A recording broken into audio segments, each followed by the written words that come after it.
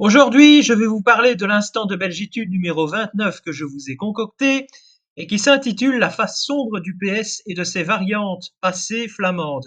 POB, PSB, SBP, SPA et Voreut. Concernant certains des scandales concernant ces partis, j'ai pu déjà les mentionner dans mon instant de belgitude numéro 2 qui s'intitulait Que penser des élections en Belgique. Je vais lister les scandales, mais je vais en commenter certains, mais pour la plupart, je ne ferai pas de commentaires. Ces scandales sont ceux que j'ai pu trouver sur Internet. Évidemment, si je creusais plus, l'on pourrait en trouver sûrement dans beaucoup d'autres journaux. Et j'aimerais aborder d'autres sujets concernant la Belgique. De même, beaucoup d'affaires vont probablement rester à jamais inconnues car n'ayant jamais été sous le feu des projecteurs des médias traditionnels. Premier scandale, selon la RTBF.be, en 2025, je cite Qatargate, Maria Arena inculpée pour organisation criminelle, la commission de vigilance du PS saisie, de même que pour Marc Tarabella. Cela me fait penser au Watergate. Selon la RTBF.be, en 2016, je cite Des élus belges touchaient d'importantes sommes pour faire taire des pratiques douteuses soit 500 € par minute pour des réunions où il était absent, où ils étaient absents, et ce ne sont pas seulement des gens du PS. Selon la RTBF.be, en 2009, des députés socialistes s'envolent en Californie aux frais du contribuable. Cela s'appellera le California Gate.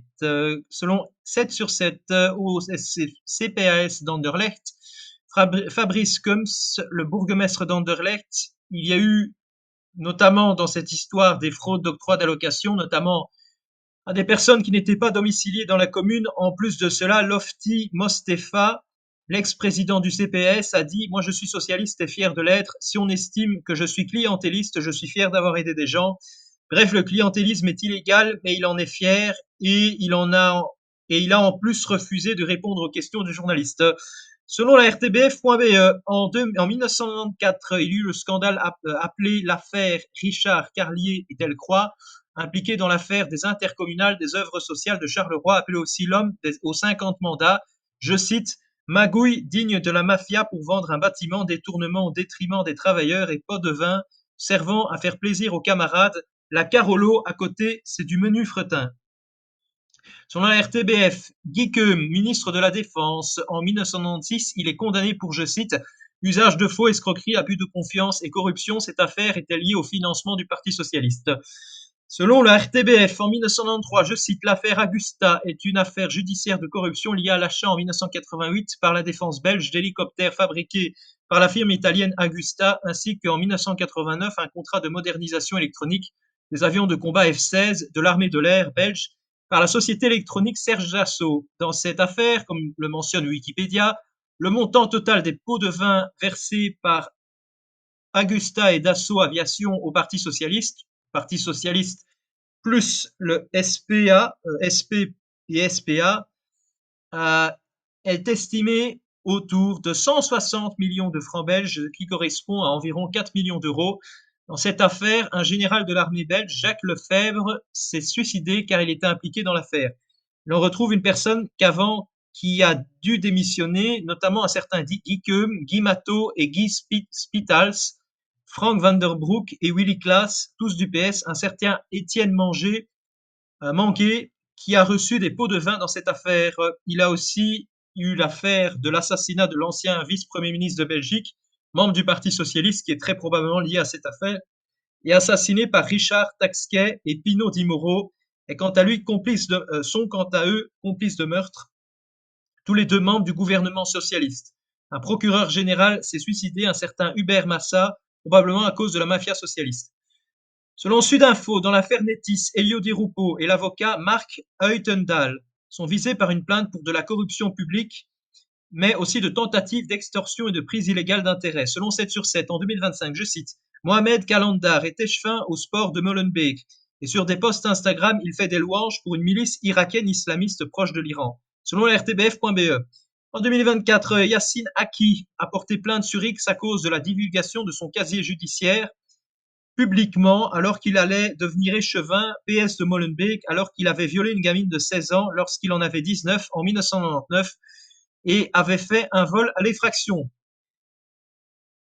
Selon la Libre.be, en 2024, Angélique Le Willion s'est déclarée bourgmestre en étant inscrite au CPS et tenant un restaurant dans la ville de la Louvière. Selon 7sur7.be, en 2024, des ouvriers communaux ont remis à l'aide d'une bâche une affiche électorale de Pascal Lafosse. Ceux-ci ne sont pas censés travailler à des fins électorales, comme le dit l'article, je cite, ceci est du détournement d'argent public et de l'abus de biens sociaux de la part du PS et de Nicolas Martin, le bourgmestre montois.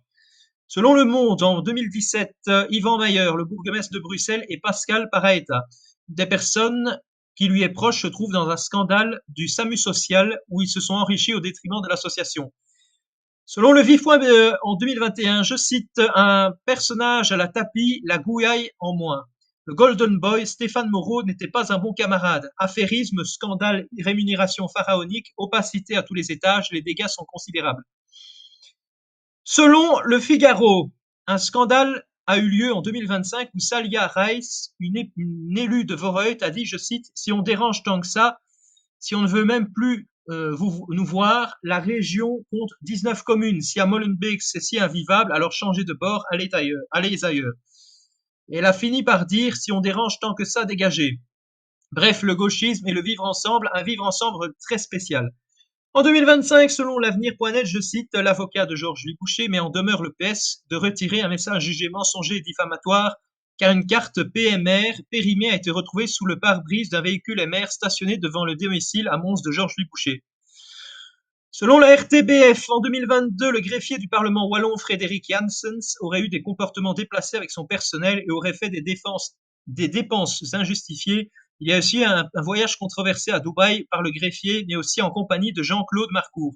Selon la RTBF.be, en 2019, Mohamed Ouragli, qui est député PS et ancien échevin de la ville de Bruxelles, est inculpé pour de la corruption passive et d'infraction sur les marchés publics. Selon RTL.be, en 2025, Leslie Léonie, une échevine dans la ville de la Louvière, a dit ceci, claqué un lundi de Pâques, ils sont forts les cathos. Quel culot ces gauchistes. Selon 7sur7.be, Denis Ducarme a saisi la justice car notamment le PS et d'autres partis politiques dont je parlerai de leur scandale dans d'autres instants de belgitude auraient proféré selon lui des propos pro-Hamas, notamment durant une réunion du conseil communal. Selon l'avenir, en 2024, Sandrine Salmon, il y a eu un scandale au Parlement wallon au niveau de la greffière. Au niveau des notes de frais, Sandrine Salmon, qui est un sacré poisson, je dirais même un sacré saumon, étant donné que salmon en anglais veut dire saumon.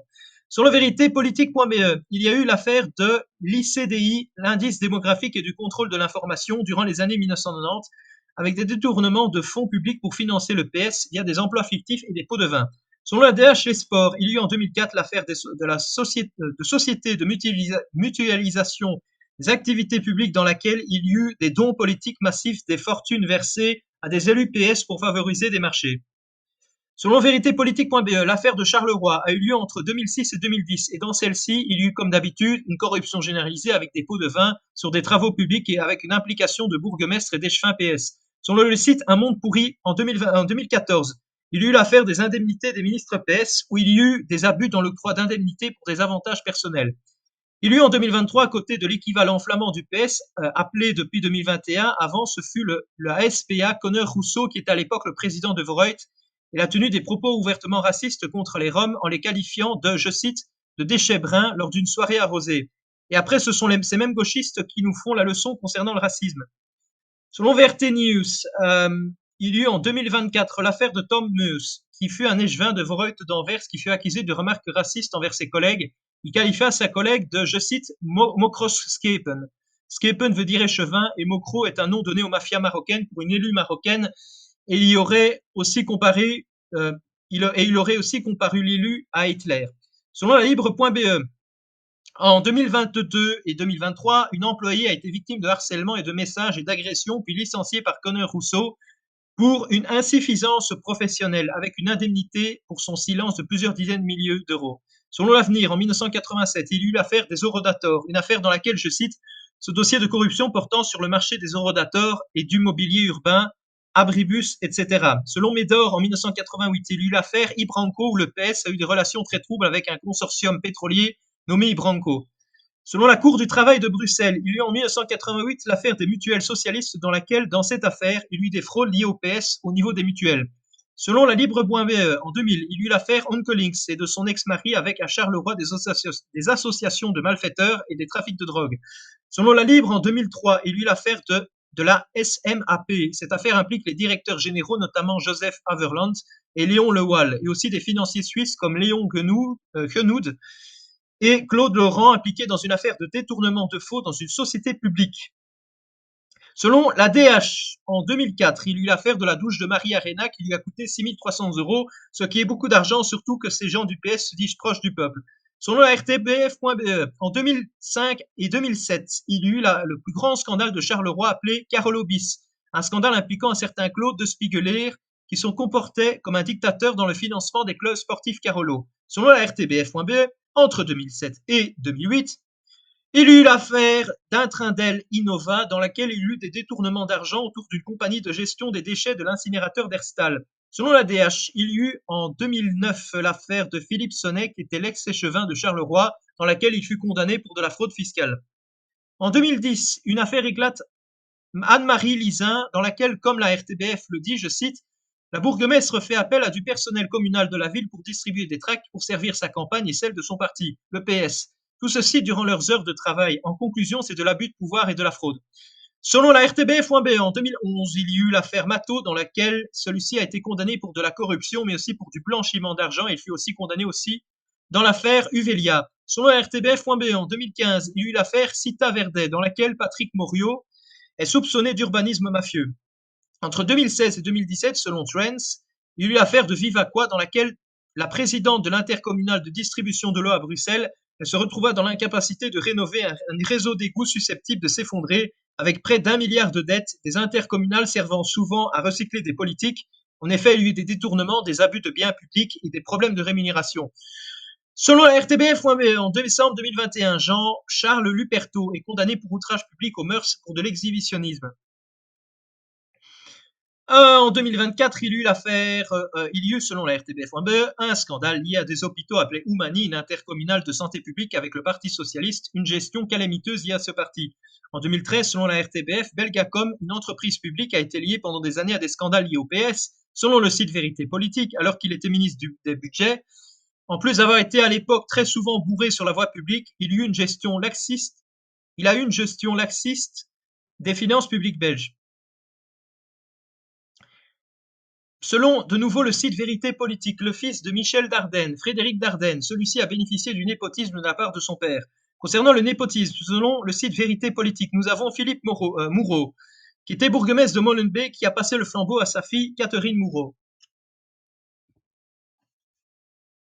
Selon Vérité Politique, José Apart a été impliqué dans le scandale de Liège Airport alors qu'il était président du conseil d'administration dans la corruption. Il était lié à des détournements de fonds et des fausses factures et il se faisait rembourser des notes de restaurants énormes. Et en plus, on apprend que son père était lié à la Garde Wallonne, qui fut une association collaborationniste de la Seconde Guerre mondiale, comme quoi la corruption se transmet de père en fils. Selon Vérité Politique, durant l'affaire des pensions parlementaires en 2023, où certains ministres, notamment Yvan Mayer et André Flahault, et beaucoup d'autres furent impliqués dans le vote du dépassement de plafond légal pour les pensions des députés. Selon le site Vérité Politique, au Parlement wallon, il était censé avoir des travaux pour près de 17 millions d'euros, mais il s'est en fait avéré que le prix a quasiment triplé à la fin, à près de 46 millions d'euros, avec 34 millions pour la construction et 12 millions pour, je cite, l'habillage et les équipements techniques, ce qui signifie du mobilier de très haute gamme.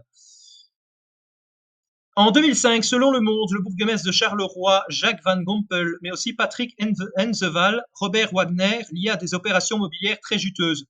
En 2005, selon Le Monde, le bourgmestre de Charleroi, Jacques Van Gompel, je viens de me relire, selon le site Nationaliénation, je cite, des responsables du PS à Namur ont été impliqués dans un scandale de détournement de fonds publics où des contrats liés à des régies des eaux ont été attribués de manière frauduleuse à des entreprises amies.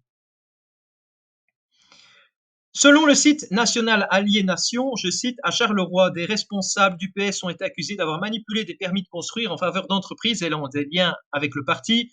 Cette affaire a mis en lumière la gestion douteuse de certains projets immobiliers en Wallonie.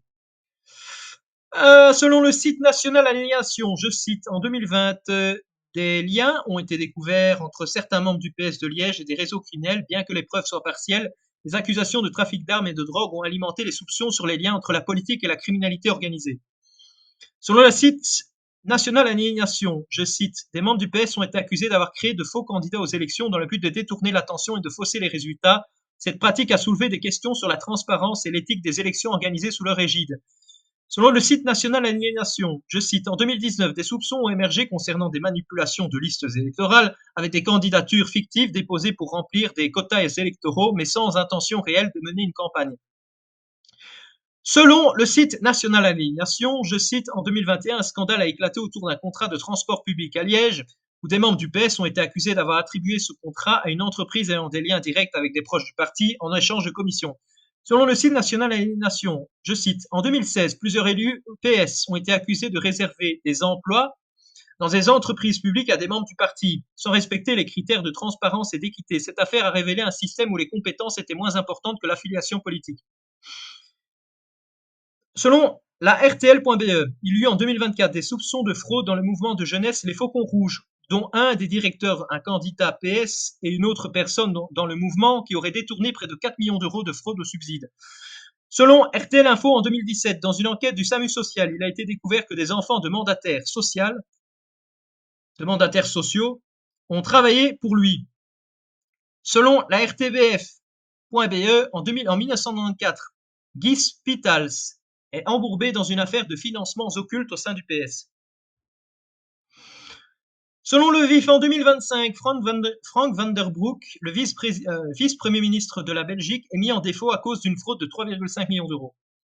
Selon The Standard, en 2025, dans la ville de Saint-Tron, le bourgmestre Ludwig van den Hove a été surpris pendant la nuit à être bourré et à tituber dans la rue.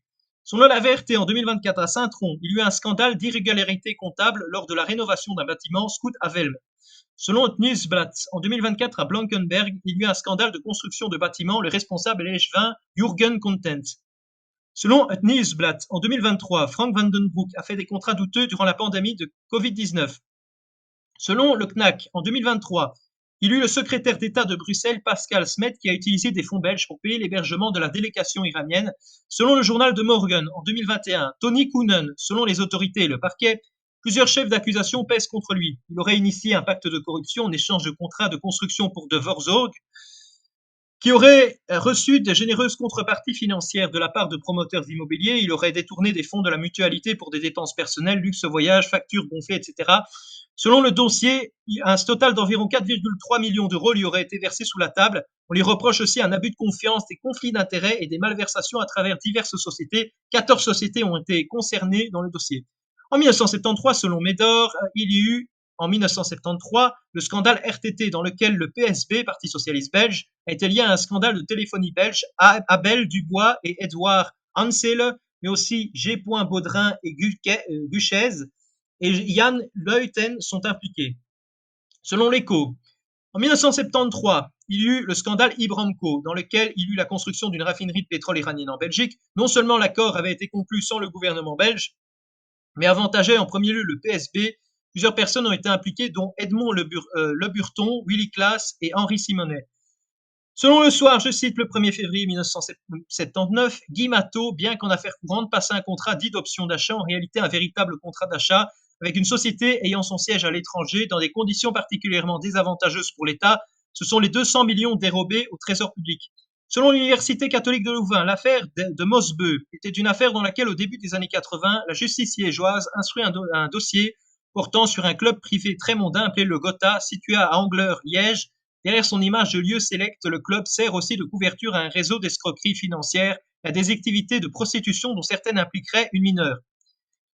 Selon le site Chronique de Warem, l'affaire des mutualités socialistes comme Edmond Luburton, ancien président de ces mutuelles, et remonte à la fin des années 80, des fonds de l'assurance maladie auraient été placés de manière opaque, certains profits servant à financer des activités liées au Parti socialiste, sans transparence ni contrôle approprié.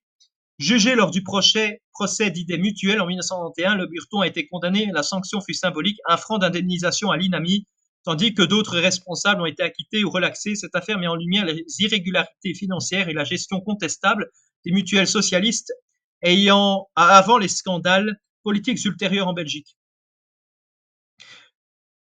Selon la chronique de Warem, À la fin des années 80, l'Institut Inusop a facturé des missions d'études fictives ou surpayées à des ministères, l'argent servant indirectement à financer les campagnes électorales du Parti socialiste. Ces missions n'avaient pas de réelle valeur scientifique, elles étaient un moyen de détourner des fonds publics. Camille Javot, ancien directeur de l'Institut, a révélé l'affaire en 1989, impliquant plusieurs responsables politiques, dont Guy Queum, Willy Claes et Philippe Moureau. Selon De Morgan, cette affaire a eu lieu entre 1987 et 1994. Omob, puis SMAP, était une société d'assurance belge historique fournissant notamment des assurances aux fonctionnaires et aux collectivités publiques. À la tête de cette compagnie, Léon Lewal occupait des fonctions dirigeantes au moment où des montages financiers, notamment des Eurassurances et des rétrocommissions ont permis des transferts d'argent selon l'enquête vers des comptes à l'étranger dans des structures opaques, etc. C'est dans ces Eurassurances et qu'est-ce que je raconte? C'est dans ce cadre que les soupçons de fraude, détournement et blanchiment ont émergé avec l'idée qu'une partie de fonds qui auraient dû revenir à la compagnie ont été détournés. Selon le RTBF et Le Soir, en 2003, il y a eu l'affaire Fred Nolf et le scandale JCDecaux. Au début des années 2000, la ville d'Anvers est secouée par un scandale politico-administratif connu sous le nom de Visa Affaire. Il s'agit d'une enquête portant sur l'utilisation abusive de cartes de crédit Visa de la ville par des policiers, des fonctionnaires et des membres de l'administration communale. Fred Nolf, haut fonctionnaire influent de la ville, est soupçonné d'avoir autorisé ou couvert certaines dépenses problématiques, d'avoir eu un rôle central dans des procédures de marché public, notamment liées à JCDecaux, d'usage privé de fonds d'une VZWASBL liée à la ville. Selon la RTBF et Le Soir, en 2003, il y a eu l'affaire Fred Nolf. Je viens de me répéter, ok. Selon la Libre.be, il y eut au début des années 2000 l'affaire Faust, dans laquelle une enquête interne et externe a révélé plusieurs irrégularités financières, de paiements frauduleux au personnel, de transactions financières douteuses, d'avantages injustifiés pour certaines personnes, voitures, fonds occultes, etc., de comptabilités opaques et de mauvaise gestion générale. Ces pratiques ont conduit à une dette massive de la section BHV estimée à plusieurs millions d'euros. Cette affaire visait d'autres personnes comme Verbeure, De Block, Momens et Friesen. Selon Trends, Knax, Marie Appelman, au début des années 2000, une enquête interne de l'ABVV a révélé que jusqu'à 1,5 million d'euros de fonds syndicaux avaient été détournés ou mal utilisés. Les accusations portaient sur des falsifications de documents, des détournements de fonds, une fraude fiscale, une escroquerie, des subventions détournées via des sociétés liées, notamment Move and Fix. Selon Le Soir, durant le début des années 2000, il y eut l'affaire dans laquelle la famille a déposé plainte contre Gall, l'accusant de détournement de 2,5 millions d'euros, de la succession d'appropriation de tableaux de Magritte et d'abus de confiance envers la veuve ou les héritiers fragilisés. L'affaire impliquait également des documents falsifiés ou procurations contestées. En 2003, selon le Nieuwsblad, Patrick Jacobs, alors échevin et membre du parti SPA, a fait l'objet d'une affaire médiatisée après avoir interpellé à 2 reprises pour conduite sous influence d'alcool. Il a été contrôlé 2 fois alors qu'il conduisait en état d'ivresse. En 2003, selon le Nieuwsblad, Anissa Temzamani, membre du Parti socialiste flamand SPA, est nommée secrétaire d'État dans le gouvernement fédéral belge. Peu après sa nomination, la presse révèle une irrégularité dans son curriculum vitae. Temzamani avait déclaré avoir étudié les sciences commerciales jusqu'au niveau de la première licence. Les vérifications journalistiques montrent qu'elle ne possédait en réalité qu'un diplôme de l'enseignement secondaire. La révélation provoque une importante polémique politique et médiatique sous la pression et après seulement 74 jours en fonction, elle démissionne de son poste de secrétaire d'État. Suite à ces faits, elle a été condamnée à une amende et a reçu 45 jours d'interdiction de conduire. Selon le Nieuwsblad, l'affaire a éclaté en février 2003. Le parquet d'Anvers a ouvert une enquête, d'abord un vooronderzoek à la suite d'articles dénonçant un usage abusif de cartes Visa attribuées à des hauts responsables de la police, y compris la mine. Les accusations concernaient misbruik van creditkarten voor privé-uitgaven, duur studiereizen avec conjointe, teambuilding luxueux, voyage d'affaires.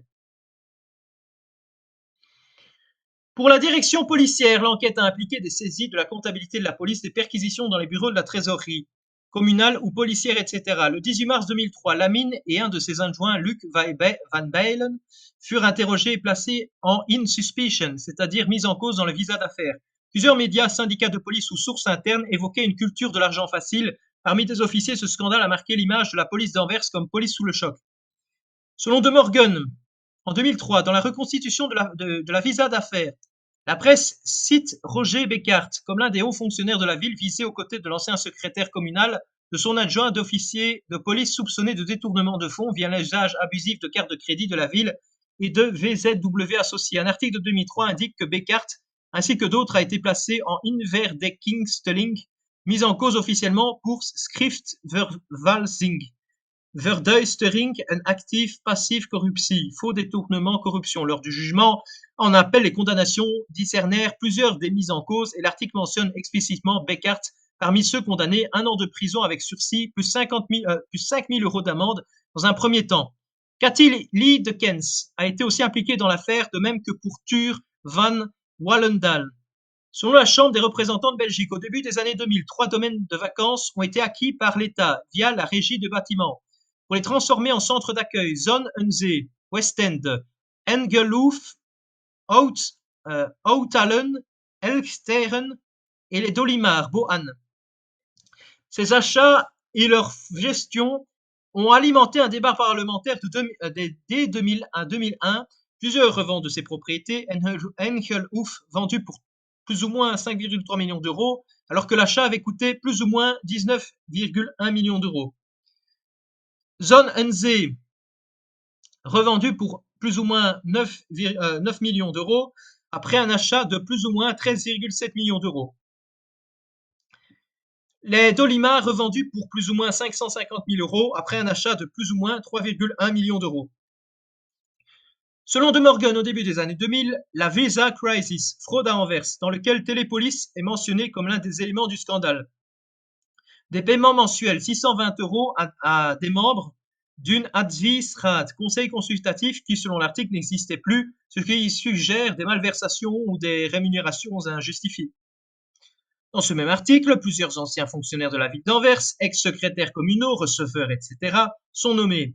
Ceux-ci auraient bénéficié de paiements liés à Télépolis, malgré l'absence de fonctionnement réel du conseil consultatif.